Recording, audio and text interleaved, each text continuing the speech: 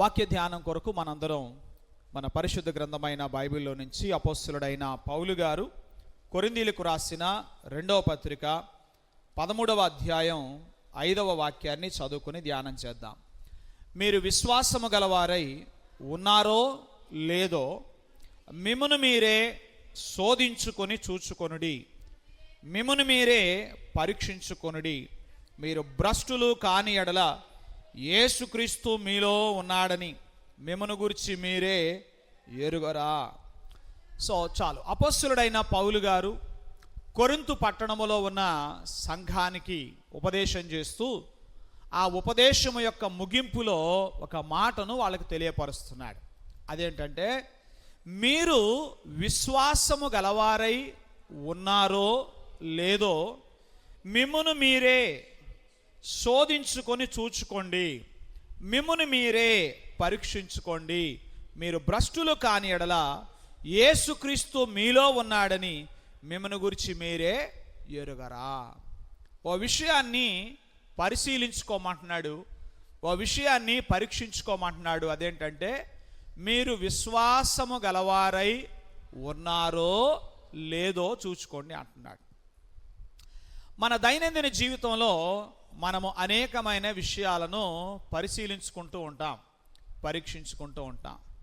ఇంట్లో నుంచి బయటికి వెళ్ళేటప్పుడు తల మంచిగా దూకున్నామో లేదో చూసుకుంటాం కదా, వస్త్రధారణ సరిగా ఉందో లేదో చూసుకుంటాం.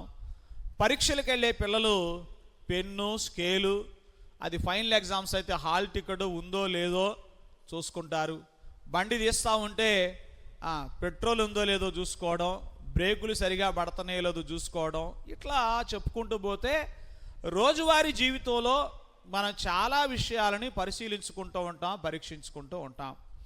ఇక ఈ రోజున క్రొత్తగా ఒకటి వచ్చి చేరింది, అది చెప్తుంటే జనానికి ఏం కోపం వస్తుంది. అదేంటంటే, ఏమున్నా లేకపోయినా ఒకప్పుడు పర్సు ఉందో లేదో చూసుకునే పరిస్థితి నుంచి ఇప్పుడు ఎక్కడ వచ్చిందంటే ఫోన్ ఉందో లేదు, ఫోన్ ఉంటే అన్నీ ఉన్నట్టే. ఏం చెప్పరా, ఆ అభిప్రాయం వచ్చేసింది. ఫోన్ ఉంటే సరే, నేను దాన్ని తప్పు పట్టడంలో నిజంగానే మరి చాలా విషయాలు ఫోన్తో ముడిపడి ఉన్నందున మరి ఫోన్ ఉందో లేదో కూడా చూసుకోవడం మంచిదే, దాన్ని ఏం నేను తప్పు పట్టడం లేదు, మీరు ఎవరు కోపగించుకోకండి, సరేనా. సో ఈ విషయం ఏంటంటే, ఇక్కడ భక్తుడైన పౌలు గారు చెప్తున్న మాట ఏంటంటే, మీరు విశ్వాసము గలవారై ఉన్నారో లేదో మిమ్మును మీరే పరీక్షించుకొని చూచుకోండి, శోధించుకొని చూచుకోండి అన్నాడు. రైట్, ఇప్పుడు ఆలోచన చేద్దాం. నేను విశ్వాసము గల వ్యక్తినేనా, నేను విశ్వాసము గల వ్యక్తినని నాకు ఎలా తెలుస్తుంది? లేదా నా విశ్వాసము బలమైనదని నాకు ఎలా తెలుస్తుంది? ఏంటి ప్రశ్నలేంటి? నేను విశ్వాసం గల వ్యక్తినేనా, విశ్వాసం నాలో ఉందా, ఉంటే అది ఎంత బలంగా ఉంది అని నాకు ఎలా తెలుస్తుంది? అసలు దేవుని మాటను నేను ఎంతవరకు నమ్ముతున్నాను నాకు ఎలా తెలుస్తుందంటే, దీనికి చాలా పరీక్షలు ఉన్నాయి. అందులో ఒక పరీక్ష గురించి మనం చూద్దాం. అదేంటంటే, మన భయాందోళనల స్థాయి. ఏంటి చెప్పండి? మన భయాందోళనల స్థాయి, మన చింత స్థాయిని బట్టి మన విశ్వాసాన్ని అంచనా వేయచ్చు. ఏమంటారు?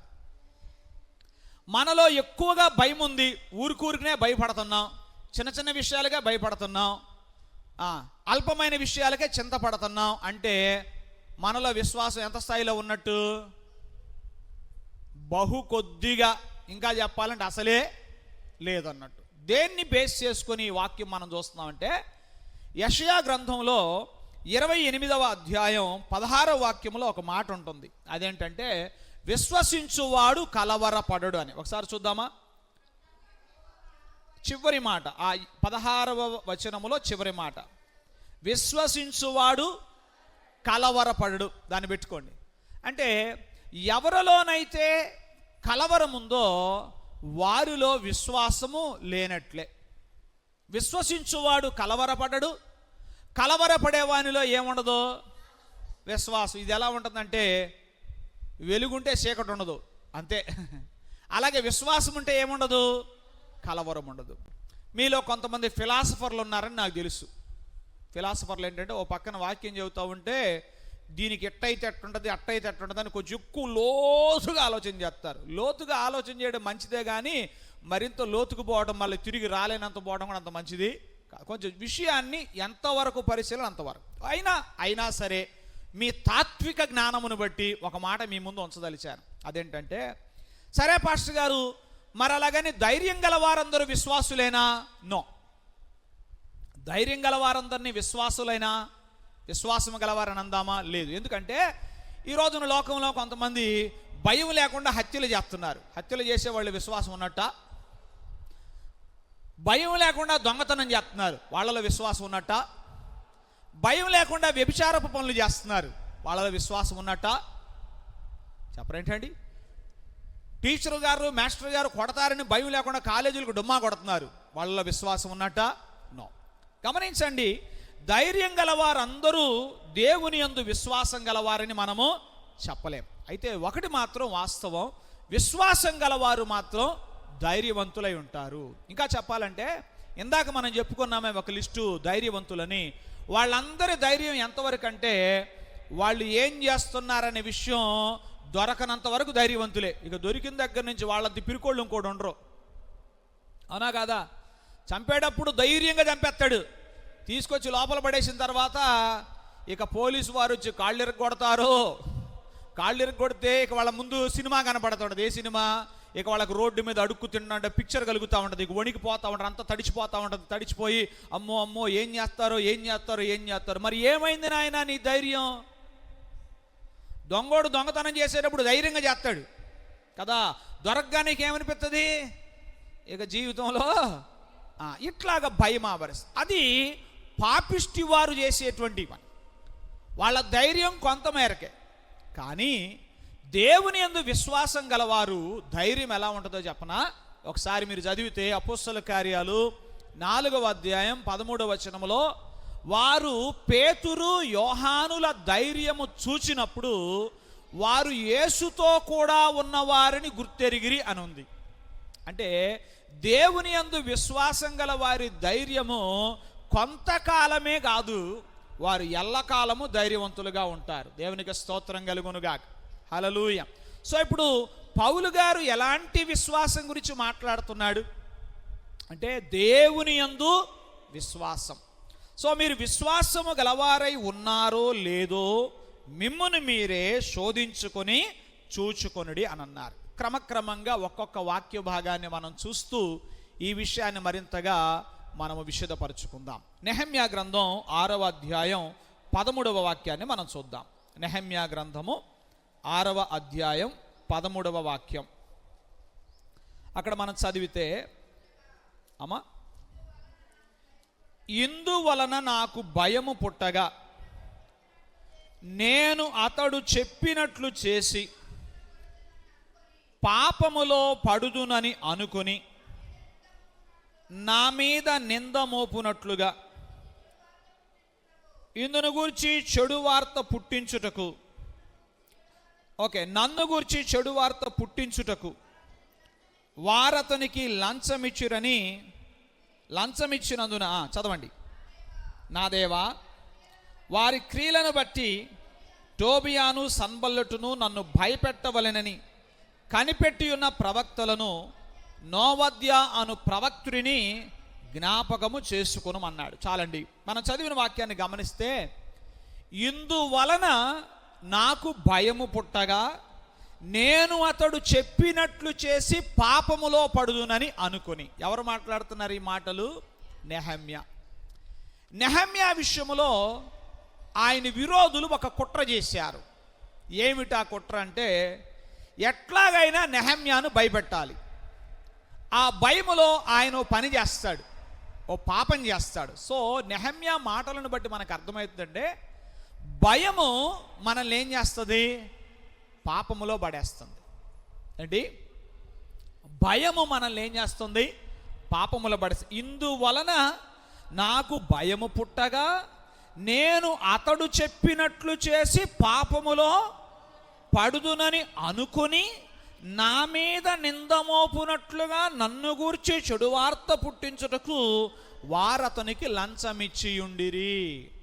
అంటే నెహెమ్యాని ఏదో విధంగా భయానికి గురి చేసి అతని చేత ఏం చేయించాలి? పాపం చేయించాలి. అతడు పాపం చేస్తే అతని మీద నింద మోపాలి. ఆ కుట్ర యొక్క సారాంశం అది.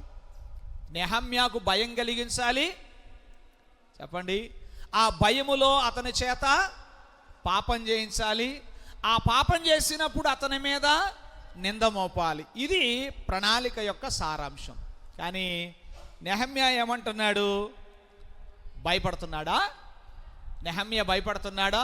నెహమ్యా ఎంత మాత్రము కూడా భయపడకుండా బహుధైర్యము వహించినట్లుగా మనము చూడగలుగుతున్నాం. దేవుని పిల్లలారా, ఈ విషయాన్ని గమనించండి. ఎప్పుడైనా మనం భయాందోళనలకు గురవుతున్నాము, మనము చింతిస్తున్నాము అని అంటే దేవుడు అబద్ధికుడని మనం చెప్పకనే చెప్తున్నాం. కొన్నిసార్లు అంటాం, అయ్యో నేను ఆ మాట ఎప్పుడు అనలేదండి, నీ చంపదెబ్బలేసుకున్న ఉపయోగం లేదు. కొంతమంది ఏం చేస్తుంటారు, అయ్యో నేను ఎప్పుడన్నా నా మాట అనలే. నువ్వు భయపడుతున్నావంటే, నువ్వు ఆందోళన చెందుతున్నావంటే, నువ్వు కలవరపడుతున్నావంటే, నువ్వు చింతిస్తున్నావంటే దాని అర్థం ఏంటి? దేవుణ్ణి అబద్ధికుడు అని అంటున్నట్లే లెక్క. ఆయన ప్రేమను నువ్వు నమ్మటంలా, ఆయన అధికారాన్ని నువ్వు నమ్మటంలా, ఆయన శక్తిని నువ్వు నమ్మటంలా. సో ఇలా నువ్వు చేస్తున్నప్పుడు దేవుణ్ణి నువ్వేమంటున్నట్టు? అబద్ధికుడని అంటున్నట్లే. ఒకసారి మనం ఆలోచన చేద్దాం. ఫిలిప్పీలకు రాసిన పత్రికలో కూడా 4వ అధ్యాయం 6వ వచనములో ఉన్న మాట, దేనిని గూర్చి చింతపడకుడి. ఏమనుంది అక్కడ? అది ఒక ఆజ్ఞ, సలహా కాదు.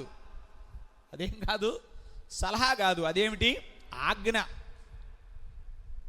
దేనిని గూర్చి చింతపడద్దు. ఫిలిప్పీ పత్రిక 4వ అధ్యాయం 6వ వచనములో. అంటే మనం చింతిస్తున్నాము అని అంటే అర్థం ఏంటన్నమాట? దేవుని మంచితనాన్ని, దేవుని శ్రద్ధను, నా పట్ల మన పట్ల దేవునికి గల శ్రద్ధను మనం ప్రశ్నిస్తున్నట్లే, మనం అనుమానిస్తున్నట్లే. దేవుడు ఒక ప్రక్కన ఏమంటున్నాడు? భయపడకుము, నేను నీకు తోడై ఉన్నాను. దిగులు పడకము, నేను నిన్ను బలపరుతున్నా అంటున్నాడు. నేను భయపడుతున్నానంటే అర్థం ఏంటి? చెప్పండి. నేను భయపడుతున్నట్టు అర్థం ఏంటి? నాయన నువ్వేం చేస్తావులే, నీ వల్ల కాదు అని అంటున్నట్టేగా. ఆయన అధికారాన్ని మనము శంకిస్తున్నట్లేగా, అనుమానిస్తున్నట్లేగా, ఆయన ప్రేమను మనము శంకిస్తున్నట్లేగా. ఆలోచన చేయండి. దేవుని పిల్లలారా, ఈ విషయాన్ని బాగా గమనించండి. దేవునితో మనకు గల సంబంధం లేఖనాల్లో కొన్ని చోట్ల వైవాహిక బంధంతో పోల్చబడింది. తనను అదే పనిగా అనుమానిస్తున్న ఒక వ్యక్తితో ఎవరైనా నిబంధన చేయగలరా? సరే, మీకు అర్థం కావడానికి మరి ఇట్లా తీసుకొస్తాను, మీకు అట్లాంటి చోటుకి వస్తేనే మీకు వాక్యం బాగా అర్థమవుద్ది అని నాకు బాగా గ్రహింపు వచ్చింది. సరే, ఒక అబ్బాయికో లేదా అమ్మాయికో పెళ్లి చూపులు చూస్తున్నారండి. ఏం చూస్తున్నారు? ఎంత అలర్ట్ అయిపోయారండి. బాగుంది బాగుంది. ఎవరికండి పాస్టర్ గారు? సరే, ఎవరో ఒకళ్ళకి చూస్తున్నాం. ఒక అబ్బాయికో లేదా అమ్మాయికో ఏం చూస్తున్నాం? పెళ్లి చూపులు చూస్తున్నాం. మొదలేస్తే తీరా ఒక సంబంధం పర్వాలేదని అనుకున్నాం. అనుకునే లోపు వాళ్ళు అడుగుతున్న ప్రశ్నలు కానీ, వారు చేస్తున్న చేష్టలు కానీ అదే పనిగా అనుమానిస్తున్నట్టుగా ఉంది. ఏంటి? అదే పనిగా అనుమానిస్తున్నట్టుగా ఉంది. అప్పుడు మీరు ఏం చేస్తారు? ఆ సంబంధం కలుపుకోవడానికి ఇష్టపడి ముందుకు అడిగేస్తారా? ఎంత అడ్డం కూపారు తలకాయ. ఎందుకయ్యారు? ఏమైంది అంటే మీరు అప్పుడు ఏమంటారు తెలుసా? పాస్టర్ గారు, ఏమీ జరక్కముందే ఇంత అనుమానిస్తుంటే రేపొద్దున పెళ్ళైన తర్వాత అసలు ఏమన్నా ఉందా? వద్దు నాయన, ఈ అనుమాన పోళ్ళతో మాకు సంబంధం వద్దు అంటారా? అనరా? చెప్పండి. కొంతమంది అనేటట్టున్నారు. అందరూ అంటారా? ఈ అనుమాన పోళ్ళతో మాకు సంబంధం వద్దు. ఎందుకంటే ఈ రకంగా అనుమానిస్తూ ఉంటే అసలు వాళ్ళతో మేము ఎట్లా ప్రయాణం చేయాలి? ముందు చాలా కష్టమేనండి, వద్దండి మాకు సంబంధం అనుకుంటారా? అనుకోరా?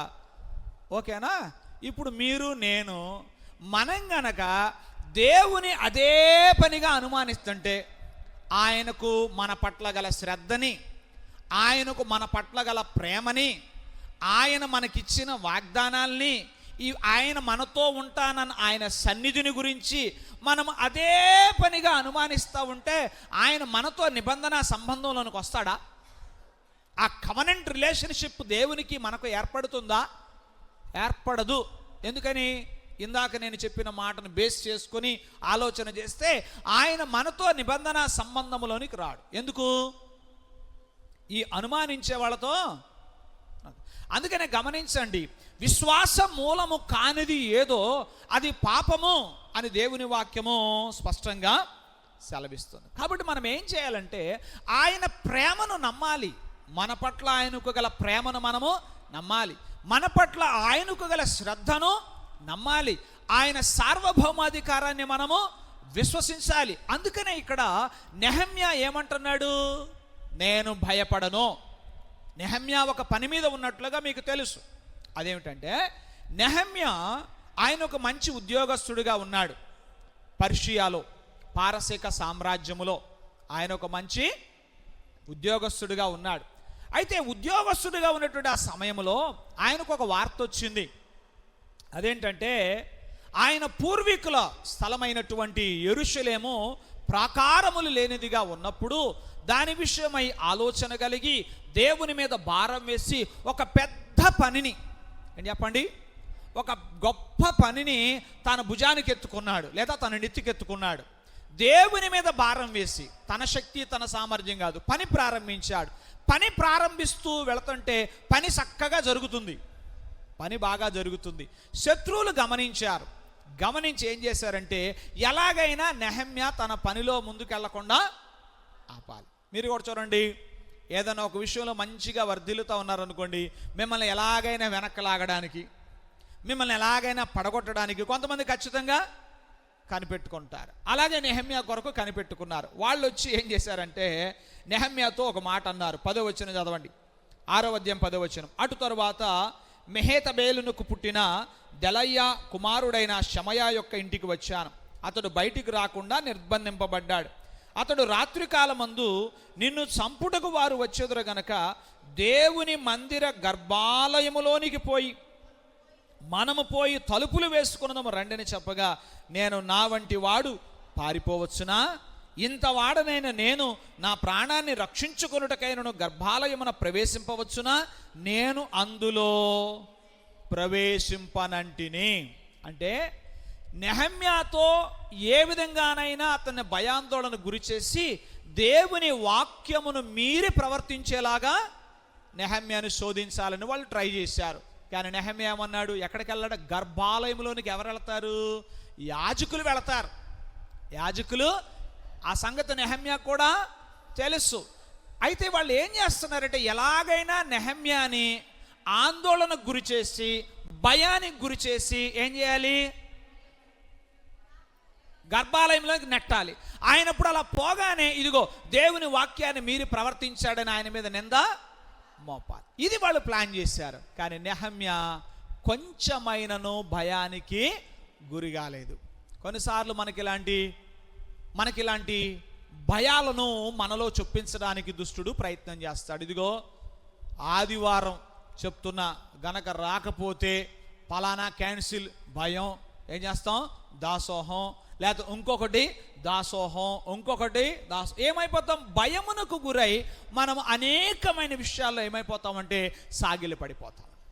కానీ ఇక్కడ మనం గమనిస్తే నెహమ్యా ఎక్కడ కూడా ఆ భయమునకు తాను తల వంచలేదు అన్న విషయాన్ని మనము చూస్తాం. సో పరిపూర్ణమైన ప్రేమలో ఏముండదట? భయం ఉండదు. ఒకసారి మనం చదువుదామా? యోహాను మొదటి పత్రిక 4వ అధ్యాయము 18వ వాక్యం. యోహాను మొదటి పత్రిక 4వ అధ్యాయం 18వ వాక్యం. పరిపూర్ణ ప్రేమలో ఏముండదట?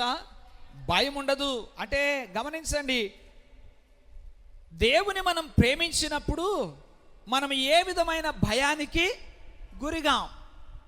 ఏ విధమైన భయానికి గురిగాం? నన్ను ప్రేమించు నా నాథుడు నన్ను ఎప్పటికీ కూడా చెయ్యి విడబడు. ఆయన మనల్ని ప్రేమిస్తున్నాడన్న విషయం మనం నమ్మాలి. దేవునికి స్తోత్రం. ఇప్పుడు మీరు గమనించండి, ఇదంతా ఒకదానికొకటి లింక్ అయి ఉంది. పౌలు గారు ఏమన్నాడు? మీరు విశ్వాసము గలవారై ఉన్నారో లేదో మిమ్మును మీరే శోధించుకొని చూసుకోండి అన్నాడు. మళ్ళీ వెనక్కి వస్తున్నాను.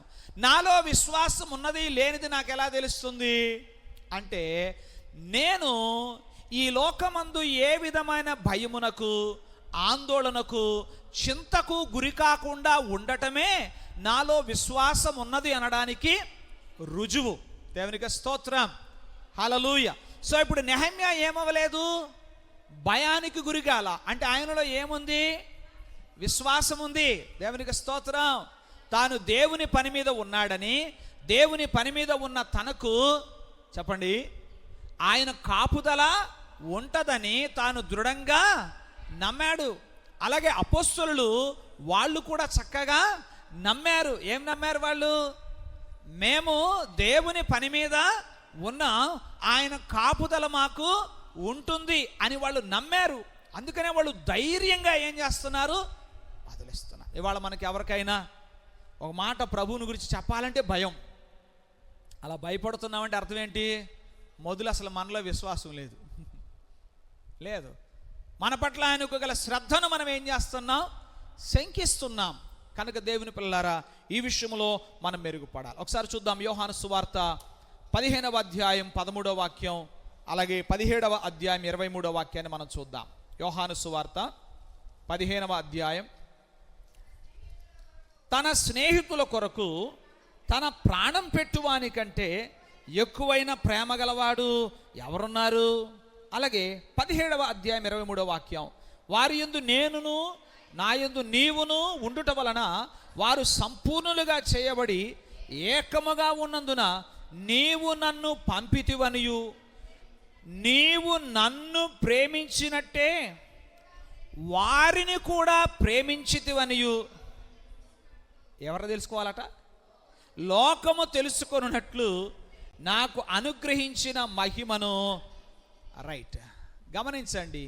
నీవు నన్ను ప్రేమించినట్టే వారిని కూడా ప్రేమించుతువని. చాలాసార్లు ఇళ్లలో ఈ ప్రాబ్లం ఉంటుంది. ఏమైనా నాన్న అమ్మ అన్నయ్యను ప్రేమించినట్టుగా నన్ను, ఆ అనుమానమే, ఆ సందేహమే చాలా రకములైనటువంటి విపరీత కార్యాలకు దారితీస్తుంది. అర్థమైందా? ఇక్కడ ప్రభు ప్రార్థన చేస్తున్నాడు, నన్ను ప్రేమించినట్టే వారిని ప్రేమించితువని తెలుసుకోవాలి. హల్లెలూయా. అంటే ఆయన ప్రేమలో ఏం లేదు? పక్షపాతం లేదు. సో దేవుడు నన్ను ఎంతో ప్రేమిస్తున్నాడు, దేవుడు నా పట్ల ఎంతో శ్రద్ధ వహిస్తున్నాడు. ఈ విషయాన్ని నేను రూఢిగా నమ్మాలి. అది నేను నమ్మినప్పుడు నాలో ఏముండదు? భయం ఉండదు, నాలో కలవరము ఉండదు, నేను దేనికి చింతపడను. ప్రభు అది అన్నాడు, ఏమి తిందుమా, ఏమి త్రాగుదుమా, ఏమి ధరించుకుందుమా అని మీరు అన్యుల వీటిని గురించి ఏం చేస్తారు? చింతిస్తారు. అంటే అలాంటి ఆలోచన కూడా పాపమైన. పాపం ఆలోచించడం వేరు, చింతించడం వేరు. భవిష్యత్తును గురించిన ఆలోచనలు అందరికీ ఉంటాయి, అది పాపమేమీ కాదు. కానీ ఆ ఆలోచనలలో మనం బందీ అయిపోయి అలాగనే మనం చింతించడం అయితే అది పాపము అని దేవుని వాక్యం సెలవు. ఎప్పుడైనా భవిష్యత్తును గురించిన ఒక ఆలోచన మీకు వచ్చింది అనుకోండి, వెంటనే ఏమనాలి? ఏం పర్లా, నాకు ప్రభు ఉన్నాడు, ఆయన చూచుకుంటాడు అనే ఒక మాట నోటితో పలకడమే కాదు, మన హృదయంలో దాన్ని సెటిల్ చేసుకోవాలి. దేవునికి స్తోత్రం కలుగునుగా. అపవాది వేసే పెద్ద ఎత్తుగడ, అపవాది యొక్క పని ఎప్పుడు కూడా ఏంటంటే దేవుని ప్రేమను మనం అనుమానించేలాగా చేయడమే. దేవుని ప్రేమను మనము అనుమానించేలా చేయడమే. చూడండి, ఒకే పరీక్ష ఇద్దరు ఎదుర్కొన్నారు, కానీ ఒకరేమో పాస్ అయ్యారు, ఒకరేమో ఫెయిల్ అయ్యారు. సరే, ఫెయిల్ అయిన వాళ్ళ సంగతి ముందు చెప్పి తర్వాత పాస్ అయిన వాళ్ళ సంగతి చెప్తాను. మీ అందరికీ తెలిసిందే ఆదాము హవ్వల సంగతి. ఆదాము హవ్వల దగ్గరకు సర్పము ద్వారా అపవాది మాట్లాడిన మాట ఏంటి చెప్పండి? దేవుడు ఈ తోట చెట్ల ఫలములలో దేనినైనా తినవద్దని మీతో చెప్పాను. అసలు అడగటమే కొంతమంది అడుగుతుంటే అనుమానం అట్టనే పుట్టుద్ది. అందులో దిట్ట అన్నమాట. అసలు వాళ్ళు చాలా నార్మల్గా మాట్లాడినట్టు ఉంటుంది. ఆ నార్మల్ మాట కాదు అది. ఆ అడగడంలోనే ఏముంటుంది? అనుమానాన్ని విత్తేస్తారు. వీడు అడగటం ఎట్టడిగాడు? దేనినైనా మీతో తినవద్దని చెప్పానా అంటే ఏంటి? ఆ మాట యొక్క ఆంతర్యం ఏంటంటే మీ మీద దేవుడికి ప్రేమ లేదు, అంతే, అయిపోయింది. ఏంటి చెప్పండి? మీ మీద దేవునికి ప్రేమ లేదు. నార్మల్గా ఇలా అనుకుందాం, అయితే గీతే అనుకుందాం, హవ్వమ్మ ఇలా చెప్తే ఎంత బాగుండేది. ఇన్ని తింటున్నా ఒక్కడ తినకపోతే ఇక్కడ అయ్యేది ఏమీ లేదామా, మాకు కావలసినంత ఉంది, సమృద్ధిగా ఉంది, తమరు దయచేయవచ్చు అంటే బాగుండేది. రెండోసారి అవకాశమే ఉండేది కాదు. కానీ అట్లా ఎలా కుదురుతుంది? మానవ స్వభావం ఏంటి చెప్పండి? పడనే పడింది. ఇక ఆ రోజు నుంచి ఆలోచన మొదలు. నిజమే కదా, దేవుడికి మన మీద ప్రేమ ఉంటే ఆ ఒక్కటి ఎందుకు వద్దన్నాడు, ఆ ఒక్కటి ఎందుకు చేయొద్దన్నాడు? ఆలోచన కలిగింది, ఆ దిశగా వెళ్ళింది. విశ్వాస పరీక్షలో ఓడిపోయింది. విశ్వాస పరీక్షలో ఓడిపోయింది. ఇంచుమించుగా ఇలాంటి పరీక్షే అబ్రహామునికి ఎదురైంది. అఫ్కోర్స్ రూపం వేరు, విధానం వేరు, కానీ దాని యొక్క సారాంశం అయితే అదే. ఇప్పుడు ఏంటంటే ఒక స్వరం, సంతానం ఇస్తానన్న దేవుడు, ఆశీర్వదిస్తానన్న దేవుడు ఒకరోజు సడన్గా ఇలా అంటున్నాడు, నీకు ఒక్కగానొక్కడైన కుమారుడు, నీవు ప్రేమించుచున్న ఇస్సాకును బలిగా అర్పించమని అన్నాడు. మామూలుగా అయితే ఆ పొజిషన్లో ప్రేమ ఉన్నోళ్ళు ఎవరైనా ఇలా అడుగుతారా? అసలు దేవుడు నన్ను ప్రేమిస్తున్నట్టేనా, నా కొడుకు మీద పడింది ఆయన చూపు అని చెప్పి ఎన్నో ఆలోచనలు చేసి వెనకడుగు వేసేవాడు. కానీ అబ్రహాం ఏం చేశాడు? దేవుడు నన్ను ప్రేమిస్తున్నాడన్న మాట ముమ్మాటికి సత్యం. ఆయన నాకిచ్చిన మాట ఏంటది? నేను నీకు సంతానం ఇస్తానన్న మాట నిజం. సో ఈ విషయాలన్నిటినీ దృఢంగా నమ్మిన వాడై ఎక్కడ కొంచెమైన ఆలోచన, భయము కానీ చింత కానీ లేకుండా అలాగున చేయడానికి తాను త్వరపడినట్టుగా మనము లేఖనాల్లో చూస్తాం. త్వరపడినట్టు అని నేను ఎందుకు వాడుతున్నానంటే ఆ మాట, అబ్రహాము ఒక నెల రోజులు ఆలోచన చేసుకోవాలా, తెల్లవారినప్పుడు అని ఉంటుంది. ఏది? దేవుడు మాట్లాడిన తరువాత రాత్రి అన్నట్టు తెల్లవారినప్పుడు అబ్రహాము లేచి అలాగును చేయడానికి అడుగు ముందుకు వేసినట్లుగా మనం చూడగలుగుతాం. అంటే వాళ్ళు ఏం తెలుసుకున్నాడు అబ్రహాము? దేవుడు నన్ను ప్రేమించాడు, అందుకని ఆయన ఏమన్నారు? విశ్వాసులకు తండ్రి. సో మరొకసారి అర్థం చేసుకోండి, మీలో విశ్వాసం ఉందా? నాలో విశ్వాసం ఉందా? నేను విశ్వాసము గల వ్యక్తినైతే, మనము విశ్వాసము గల వ్యక్తులమైతే మనలో ఏముండకూడదు? భయం ఉండకూడదు, ఆందోళన ఉండకూడదు, చింత ఉండకూడదు. దేవుని వాగ్దానాన్ని సంపూర్ణంగా మనం ఏం చేయాలి? విశ్వసించాలి. దేవునికి స్తోత్రం. దాన్ని మనము నమ్మాలి. దేవునికి స్తోత్రం కలుగునుగా. అందుకనే దావీదుని గురించి మనం చూసినప్పుడు ఆయన దేవుణ్ణి నమ్మాడు. కీర్తనలు మనం చూస్తాం కదా, 23వ కీర్తన అందరికీ వచ్చిన కీర్తన, ప్రత్యేకంగా చదవాలా? సరే తీయండి, అయినా పర్వాలేదు. 23వ కీర్తన ఒకసారి తీయండి. 4వ చరణం ప్రత్యేకంగా చదువు. గాఢాంధకారపు లోయలో నేను సంచరించినను ఏ అపాయమునకు భయపడను. చూడండి, ఆ మాట చెప్తున్నాడు, ఆయనే చెప్పాడు. గాఢాంధకారపు లోయలో నేను సంచరించినను ఏ అపాయమునకు భయపడను, నీవు నాకు తోడైయుందువు అంటున్నాడు. అంటే చూడండి how much confident he is, ఎంత దృఢమైన నమ్మకం ఆయనలో ఉందో చూడండి. నీవు నాకు తోడైయుందువు, గాఢాంధకారపు లోయలో నేను సంచరించినను ఏ అపాయమునకు భయపడను. మనమైతే ఏమంటాం? అసలు దేవుడు నాకు తోడుగా ఉన్నాడా? ఆయనే నాకు తోడుగా ఉంటే అసలు నాకు ఈ లోయ ఎందుకు? ఈ లోయలో నన్ను నడిపించండి. ఆయనకు నా మీద ప్రేమ ఉంటే నాకు ఈ కష్టం ఎందుకు వచ్చింది? ఆయనకు నా మీద ప్రేమ ఉంటే అది ఎందుకు వద్దన్నాడు? ఆయనకు నా మీద ప్రేమ ఉంటే అది ఎందుకు ఇవ్వలేదు నాకు? చెప్పరేంటండి? ఆయనకు నా మీద ప్రేమ ఉంటే ఆ ఉద్యోగం నాకు ఎందుకు ఇలా? ఆయనకు నా మీద ప్రేమ ఉంటే అబ్బాయిని నాకు ఎందుకు ఇవ్వాలా? ఆయనకు నా మీద ప్రేమ ఉంటే ఆ సంబంధం ఎందుకు కుదిరేటట్టు చేయాలా? ఆయనకు నా మీద ప్రేమ ఉంటే నాకు అబ్బాయిని ఎందుకు ఇవ్వలేదు? అమ్మాయిని ఎందుకు ఇచ్చాడు? ఈ రకంగా చెప్పుకుంటూ పోతే ఎన్నో. అంటే రోజువారీ మనం ఎన్నిసార్లు దేవుని ప్రేమను ఏం చేస్తాం? శంకిస్తాం. ఇప్పుడు మన విశ్వాసాలు అనాలా, పిశాచులు అనాలా? నేను అన్నాను మిమ్మల్ని, మరి ఎందుకు మిమ్మల్ని మీరు అలా అనుకుంటున్నారు? ఆలోచన చేయండి. నేను ఎందుకు ఈ మాట అన్నానంటే యాకోబు అదే చెప్తాడు. యాకోబు ఏమంటాడంటే, దయ్యములు కూడా నామే వణుకుతున్నాయట, కానీ వాటి క్రియలు అందుకు తగ్గట్టుగా ఉండవు. ఏముండవు? దేవుడు ఉన్నాడని చెప్పండి, మీరు గమనించండి, దయ్యం ఎప్పుడు, పిశాచ్ ఎప్పుడు దేవుడు లేడనే మాట అనరు, దేవుడు ఉన్నాడనే అంటాయి. కానీ ప్రాబ్లం ఏంటంటే దేవుడు ఉన్నాడనే అంట, కానీ క్రియలు అందుకు తగ్గట్టుగా ఉండవు. ఆ ఉన్న దేవుడు తన్ను ప్రేమిస్తున్నాడు. ఏమండి, నానున్నాడు అంటే ఉపయోగం లేదు. ఆ నాన్న నన్ను ప్రేమిస్తున్నాడు అన్నది చాలా ప్రాముఖ్యం. హల్లెలూయా. నాకు అమ్మ ఉంది, కానీ అమ్మ నన్ను ప్రేమించే అమ్మ, దట్ మేక్స్ బిగ్ డిఫరెన్స్. అవునంటారా కాదంటారా? ఎవరు నన్ను అడగండి, ఏందబ్బాయి అట్టున్నావు, నాన్న లేడా? ఉన్నాడులే, ఉన్నా సుఖం లేదు, ఎందుకు పనికిరాడు, దానివల్ల ఉపయోగం లేదు. కానీ నాకు నాన్నున్నాడు, ఆ నాన్న నన్ను ప్రేమించే నాన్న. నాకు అమ్మ ఉంది, ఆ అమ్మ నన్ను ఎంతో ప్రేమిస్తుంది. సో ఇప్పుడు మనం కూడా, నాకు దేవుడు ఉన్నాడు, ఆ దేవుడు నన్ను ఎంతో ప్రేమిస్తున్నాడు. నాకు దేవుడు ఉన్నాడు, ఆ దేవుడు ఎంతో శక్తిమంతుడు. దేవునికి స్తోత్రం. నాకు దేవుడు ఉన్నాడు, ఆ దేవుడు నా విషయమై శ్రద్ధ వహిస్తున్నాడు. హల్లెలూయా. ఏం చెప్పండి? హలో, హల్లెలూయా చెప్పడం కాదు, చెప్పండి. నాకు దేవుడు ఉన్నాడు, ఆయనకు నా మీద ఎంతో ప్రేమ ఉంది.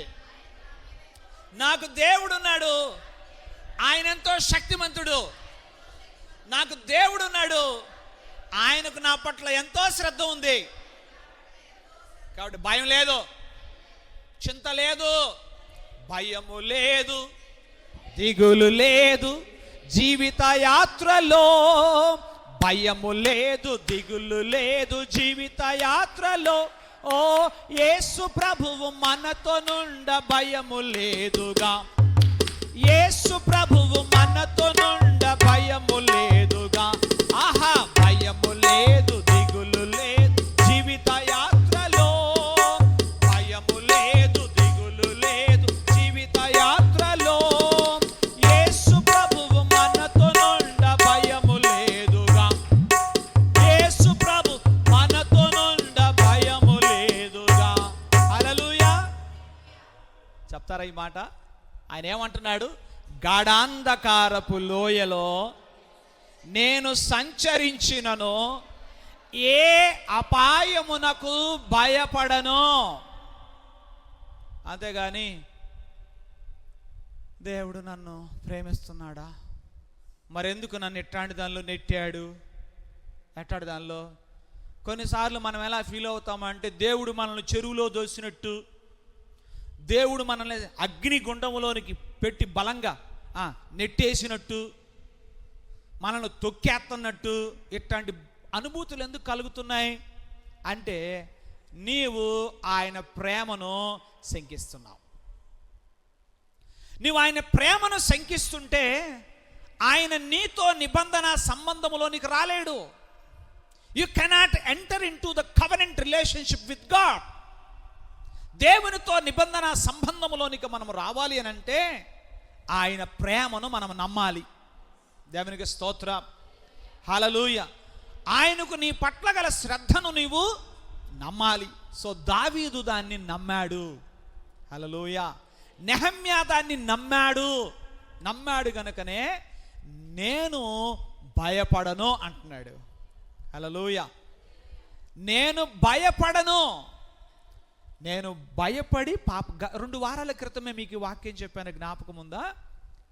వేటగాడు 2 రకాలుగా చెప్పండి తన వేటను చిక్కించుకునే, ఎరను చిక్కించుకునే ప్రయత్నం చేస్తాడు. ఒకటేమో ఆకర్షణీయమైన, జ్ఞాపకం ఉందా? 2 వారాలు అవుతుంది అనుకుంటాను ఈ మాట మీతో చెప్పి. అయ్యా, ఈ పొద్దున్న చెప్పిందే మాకు మధ్యాహ్నం దాకా గుర్తుండడం కష్టం. మరి 2 వారాల క్రితం చెప్పింది ఏం గుర్తుంటుంది?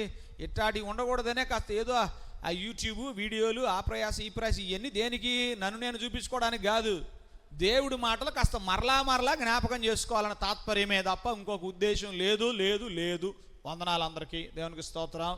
హల్లెలూయా. మనకు వ్యూస్ అవసరంలా, మనకు న్యూస్ అవసరంలా. దేవునికి స్తోత్రం. వాక్యం గుర్తుండడం ఏ విధము చేతనైనను, అంతకు తప్పి ఇంకో ఉద్దేశము లేదు. రైట్. ఏంటి వాక్యం ఏంటి చెప్పండి? ప్రభు మనకు నేర్పించిన మాట ఏంటి? అపవాది 2 రకాలుగా ప్రజలను చిక్కించుకునే ప్రయత్నం చేస్తాడు. ఒకటి ఆకర్షించేవి, మనల్ని ఆకర్షించే వేటగాళ్ళు ఏం చేస్తారు? పక్షులను జంతువులను చిక్కించుకోవడానికి వాటికి ఆకర్షణీయమైన వాటిని ఎర్రగా వేసి చిక్కించుకునే ప్రయత్నం, అదొక మెథడు. ఇంకొక మెథడ్ ఏంటంటే, నీకు తెలివి ఎక్కువైతే వాడికి కూడా తెలుసు. ఎవరికి? మనకు కొంచెం తెలివి ఎక్కువ, ఎందుకంటే వాక్యం చదువుతున్న వాళ్ళకి కొంచెం తెలివి ఎక్కువ ఉంటుంది అంటగా. నాకు తెలుసులే, ఈ దీని వెనక ఎవరున్నారు, ఈ ఆకర్షణీయమైన దాని వెనక అపవాది ఉన్నాడు, అబ్బో నీ ఆత్మ మెళకువను చూసి అపవాది దాసం అయిపోతాడు అనుకున్నావా? అవడు. నువ్వు ఆకర్షణీయమైన వాటికి లొంగలేదనుకో, ఈసారి ఏం చేస్తాడంటే నిన్ను భయానికి గురి చేస్తాడు. మోస్ట్లీ ఎక్కువ శాతం ఏం జరుగుద్దంటే, దానికి పడనోళ్ళు దీనికి పడతారు, దీనికి పడినోళ్ళు దానికి పడతారు. ఆల్మోస్ట్ రిజల్ట్స్ బాగా ఉన్నాయి. ఎవరికి? అపవాదికి. ఏం రిజల్ట్స్ బాగున్నాయి? భయానికి గురై పాపములో పడేవాళ్ళు కొంతమంది అయితే, ఆకర్షణీయమైన వాటికి గురై పాపానిలో పడేవాళ్ళు మరికొంతమంది అయ్యారు. దేవుని పిల్లలారా, మనము వీటిని జయించాలి. దేవునికి స్తోత్రం. తగినంత ప్రార్థన, వాక్య ధ్యానము ఉంటే తప్ప ఈ విషయాలను గ్రహించలేం. నీకేదో ఆకర్షణీయమైనది ఎరవేశాడు, కానీ నువ్వేం చేయలేదు. సపోజ్ అనుకుందామండి, ఇదిగో 500 అంటే నాకు 500 కాదు 5,000 ఇచ్చినా కానీ నేను రాను అంటాం. నువ్వు పడలా అక్కడ. ఈసారి ఏంటి? ఇదిగో చెప్తున్నా, నువ్వు కనుక రాకపోతే ఉద్యోగం ఊస్ట్ అన్నారు అనుకోండి, అంటే ఏమైనట్టు? అయితే దానికి, లేకపోతే అది సింపుల్, మీకు అర్థమయ్యే ఇది పైకి చెప్పి. ఇలాంటివి ఎన్నో ఉంటాయి, మనము దానిని జయించాలి, దీన్ని జయించాలి. ఇలా జయించాలి అని అంటే మనము మన పట్ల దేవునికి గల ప్రేమ, దాన్ని మనము అవ్వాలి. అబ్రహాము ఆ రోజును కూడా దేవుడు తనను ప్రేమిస్తున్నట్టుగానే విశ్వసించాడు. ఎందుకంటే ఆయన నన్ను ప్రేమిస్తున్నాడు, నాకు వాగ్దానం చేసిన నాకు సంతానం ఇస్తాడు, ఆయన అబద్ధికుడు కాడు. అందుకనే మనం చదువుతాం హెబ్రీ పత్రిక వచ్చేసరికి, మృతులైన తమ వారిని పొందారంటే అబ్రహాం ఏమి నమ్మాడంటే, ఇస్సాకును ఒకవేళ తీసుకుంటే ఇంకొకళ్ళని ఇస్తాడు. ఈడు పుట్టడమే కష్టం రా నాయన అనుకుంటే, ఎప్పుడు ఆ 99-100లో ఈయన పోతే ఇంకొకడంట. అసలు ఏమన్నా అర్థం ఉందంటే నమ్మాడు, ప్రేమ లేదు. ఒకవేళ అయితే మరణించిన వాడిని కూడా తిరిగి లేపగలడు అని నమ్మాడు. ఆ సంగతులు మీకు హెబ్రీ 11లో ఉంటాయి, తర్వాత చదువుకోండి. అంటే ఆదాము హవ్వలేమో దేవుని ప్రేమను శంకించి వాళ్ళు పాపములో పడ్డారు, కానీ అబ్రహాం ఏమో దేవుని ప్రేమను నమ్మి తాను విశ్వాస వీరుడయ్యాడు. ఆమేన్. విజయుడయ్యాడు. దేవునికి స్తోత్రం కలుగును. వారు విఫలులయ్యారు, ఈయన విజయుడయ్యాడు. దేవునికి స్తోత్రం. మరి దావీదు గురించి మనం చూస్తే అలా చదివాం. మరి అదే దావీదు గారు రాసిన కీర్తన 78వ కీర్తన ఒకసారి తీయండి. దావీదు కీర్తన అని అనుకుంటున్నాను. 78వ అది ఆసాపు కీర్తన, క్షమించండి, ఆసాపు కీర్తన దైవ ధ్యానం 78వ కీర్తన 22వ వచనం. వారు దేవుని యందు విశ్వాసముంచకపోయిరి. ఎవరు వారంటే ఇక్కడ ఇశ్రాయేలీలు. దావీదేమో చెప్పండి, గాఢాంధకారపు లోయలో సంచరించినను ఏ అపాయానికి భయపడనని ఆయన దేవుణ్ణి పూర్తిగా నమ్మాడు. ఇశ్రాయేలీలేమో వారు నమ్మలేదు. అడుగడుగునా వాళ్ళు ఏం చేస్తూ వచ్చారు? అనుమానిస్తూ వచ్చారు, సందేహిస్తూ వచ్చారు. అసలు అనుమానం మొదలే వచ్చింది. ఫస్ట్ అడిగే అనుమాన పడుగు. ఎర్ర సముద్రం రాగానే మమ్మల్ని చంపడానికేగా, మనకు కూడా అంతేగా. జ్వరం రాగానే నన్ను చంపడానికి దేవుడు పంపించాడు.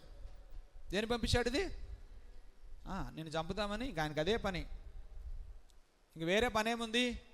నేను చంపుదామనే జ్వరం వచ్చింది, నేను ఇబ్బందులకు గురి చేయడం అదే నా దేవుని పని.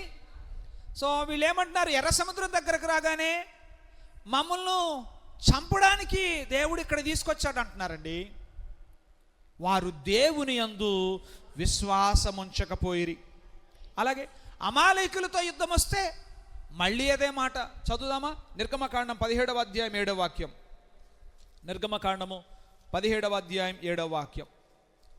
అప్పుడు ఇశ్రాయేలీలు చేసిన వాదమును బట్టి యెహోవా మన మధ్య ఉన్నాడో లేడో అని వారు యెహోవాను శోధించడను బట్టి అతడు ఆ చోటికి మస్సాని మెరుబాని పెళ్లి పెట్టాడు. ఇది నీళ్లు లేకపోవటం వలన. ఏమిటి? ఆ తర్వాత వెంటనే ఉంటుంది అమాలేకీల గురించి 8వ వచనం నుంచి చదివితే, అక్కడ కూడా వాళ్ళు ఇదిగా ఉంటే మోషే వాళ్ళ పక్షంగా ప్రార్థన చేశాడు. ఏమిటి? ఆ యుద్ధము చేయగలమో లేదో అనేటువంటి ఆందోళన అర్థమైపోతుంది ఆయనకి. ఈ దశలో వీళ్ళు వెనక్కి తిరిగితే భయకంపితులై పరిగెత్తే వీరిని అమాలేకులు చంపేయడం బహు తేలిక. అందుకనే వాళ్ళ పక్షంగా ఏం చేశాడు? ప్రార్థన చేశాడు. నీళ్లు లేకపోయినా సనుగుడే, ఆహారం లేకపోయినా సనుగుడే, ఒక యుద్ధం వచ్చినా భయం. ఇట్లా అనేక రకాలుగా వాళ్ళు ఇదవుతా ఉంటే అడుగడుగున మోషే వాళ్ళ పక్షంగా ప్రార్థన చేసినట్టుగా మనము చూస్తున్నాం. ఇప్పుడు మీరు ఇలా అనొచ్చు, పాస్టర్ గారు సరేలేండి ఉందో లేదో మాకు తెలుసు, ఏదో కొద్దో గొప్ప ఉందిలే అని అనుకుంటూ మనం పోవడానికి వీల్లేదు. ఎందుకంటే విశ్వాసము లేకపోతే అవిశ్వాసుల గతి ఏమవుతుందని వాక్యం చెప్తుందో అది గనక మనం గమనిస్తే ఈ రోజున మన విశ్వాసాన్ని బలపరుచుకునే ప్రయత్నం మనము చేస్తాం. ఒకసారి చదువుదాం.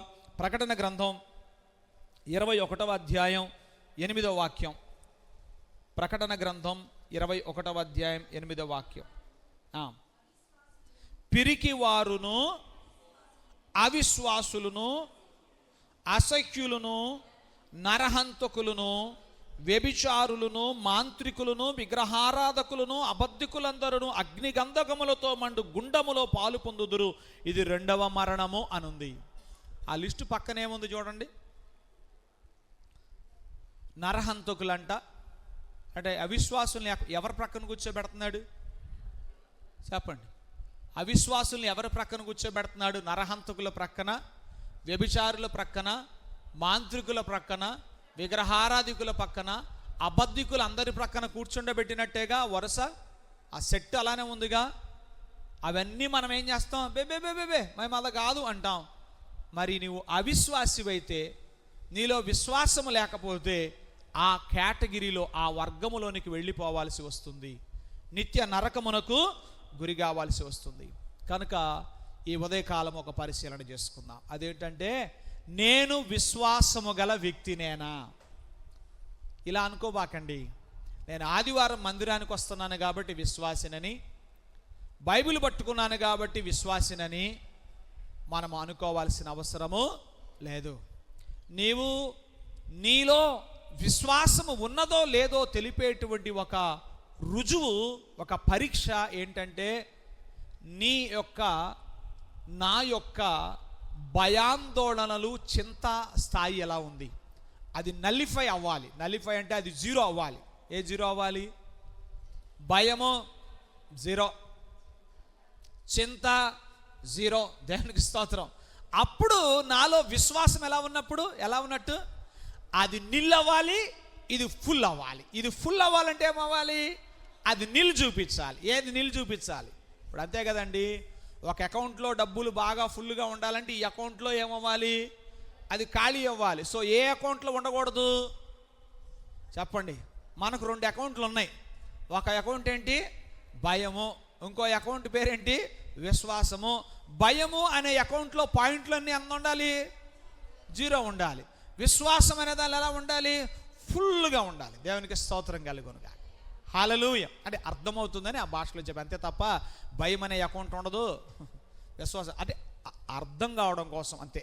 ఒక ఉదాహరణ అర్థమైందా? చిన్న దానికి భయపడుతున్నాం అంటే పెద్ద వాటికి భయపడొచ్చా పాస్టర్ గారు? నో. విశ్వాసం పెరగాలి, ఎక్సర్సైజ్ చేసుకోవాలి. పెద్దవాటికి కూడా మనము భయపడకూడదు. ఏ వచ్చినా ఇందాక చెప్పాను కదా మాటలు, నా దేవుడు నన్ను ప్రేమిస్తున్నాడు కాబట్టి నేను భయపడను. ఆయన నా విషయమే శ్రద్ధ వహిస్తున్నాడు కాబట్టి నేను భయపడను. ఆయన అధికారం గలవాడు, ఆయన శక్తి గలవాడు కనుక నేను భయపడను. మీరు విశ్వాసము గలవారై ఉన్నారో లేదో మిమ్మును మీరే పరీక్షించుకొని శోధించుకొని చూచుకోండి. మనము దావీదు వలె, అబ్రహాము వలె దేవుని పట్ల మనకున్న విశ్వాసం, నెహమ్యా గారి వలె మన విశ్వాసాన్ని మనము ప్రకటిద్దాం. ప్రతి విధమైన భయం, ప్రతి విధమైన ఆందోళన, ప్రతి విషయమును గురించిన చింత మన నుండి పరిశుద్ధాత్ముడు దూరము చేయునుగాక. ఆమెన్. ఆమెన్ అంటే అవునుగాక అని, దాన్ని మనం అభ్యసించుదముగాక. హల్లెలూయా.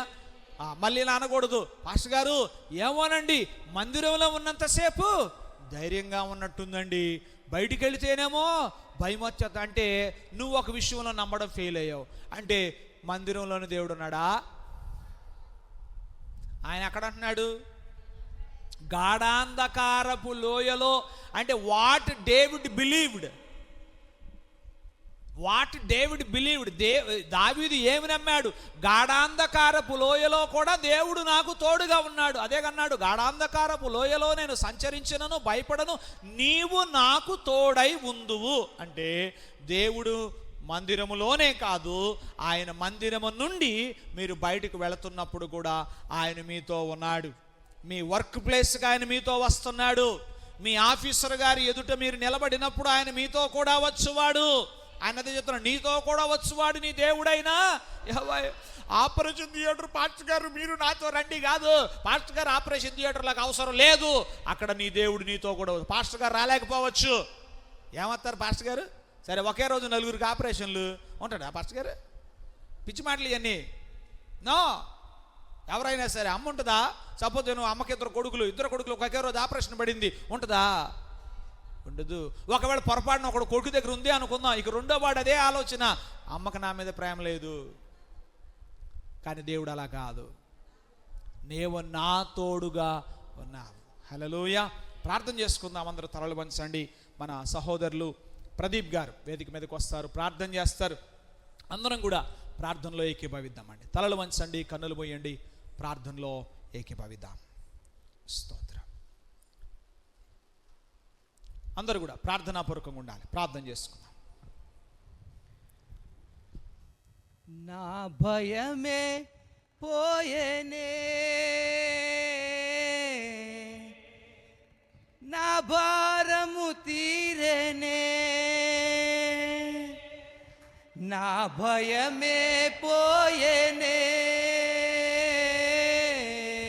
నా భారము తీరేనే, నాకులేమి కలుగదు, నేనాయన గొర్రెను, నాకులేమి కలుగదు, నేనాయన గొర్రెను. స్తోత్రం. మంచి కాపరి నా కాపరి, గొప్ప కాపరి నా కాపరి, మంచి కాపరి నా కాపరి, గొప్ప కాపరి నా కాపరి. గాఢాంధకార లోయలలోనే సంచరించినను, నీ దుడ్డు కర్రయు నీ దండము నన్ను ఆదరించెను. గాఢాంధకార లోయలలోనే సంచరించినను, నీ దుడ్డు కర్రయు నీ దండము నన్ను ఆదరించెను. నా భయమే పోయేనే, నా భారము తీరేనే, నా భయమే పోయేనే, నా భారము తీరేనే, నాకులేమి కలుగదు, నేనాయన గొర్రెను, నాకులేమి కలుగదు, నేనాయన గొర్రెను. అవును తండ్రి, ఎందుకు మాకు భయం? భయమేలా ఓ మనసా, లోకమును జయించే నా యేసయ్య. దిగులేలా ఓ మనసా, మరణమునే జయించే నా యేసయ్య. ఇంతటి మరణాన్పు ముళ్ళుని విరిచినటువంటి యేసు నాతో ఉంటే నాకెందుకు భయం, నాకెందుకు అవిశ్వాస్యత, నాకెందుకు దిగులు, నాకెందుకు బిడియం? అవును, విశ్వాసం ఉంటే నాకెందుకు భయం? నా దేవుడు నాతో ఉన్నాడనేటువంటి ధైర్యం. ఈ మాటలు మీరు మాతో మాట్లాడినందుకు మీకు వందనాలు తండ్రి. అది ఎలాంటి పరిస్థితి అయినా సరే, ఓ గొప్ప పర్వతమైనా నువ్వు సమభూమి అవుతావని ఆ ధైర్యాన్ని ఇచ్చేటువంటి దేవుడు మాతో ఉన్నాడు. ఇత్తడి తలుపులైన, ఇనుప గైడైలైన పగలగొట్టేటువంటి దేవుడు మాతో ఉన్నాడు. మమ్మల్ని నడిపించేవాడు మా ముందున్నాడు. మాకు భయం అవసరం లేదు, భయం అనే మాటతో మాకు అవసరం లేదు. ఇలాంటి ధైర్యాన్ని ఇచ్చేటువంటి దేవుడుగా మీరు మాతో ఉన్నందుకు మీకు వందనాలు తండ్రి. మీ కుమారులుగా కుమార్తెలుగా మమ్మల్ని చేసుకున్నందుకు మీకు వందనాలు తండ్రి. ధైర్యంగా మీ వాక్యాన్ని ప్రకటించేటువంటి కృప కూడా మీరు మాకు దయచేస్తున్నందుకు మీకు వందనాలు తండ్రి. అవును, పేతురు యోహానులను వారు చూసినప్పుడు దేవుడు వారితో ఉన్నాడు కాబట్టి వీళ్ళు భయపడలేదని చూస్తున్నాం. ప్రభువా, కార్యాలు జరిగించండి, మీ కృపలో మమ్మల్ని నడిపించండి, భద్రపరచండి. మీ దాసుని బలపరిచి మా ముందు ఉంచి మమ్మల్ని ధైర్యపరిచినందుకు మీకు వందనాలు తండ్రి. మీ దాసుని మీ సిలువ చాటును మరుగుపరిచినందుకు మీకు వందనాలు. మాతో మీరు మాట్లాడినందుకు మీకు వందనాలు. మీకే మహిమ చెల్లిస్తున్నాం. ఈ వాక్యాన్ని మా జీవితాల్లో సఫలపరచండి, మా విధేయతను మీరు బలపరచండి. ఈ మాటలు యేసు నామములో అడిగి వేడుకొంచున్నాము తండ్రి.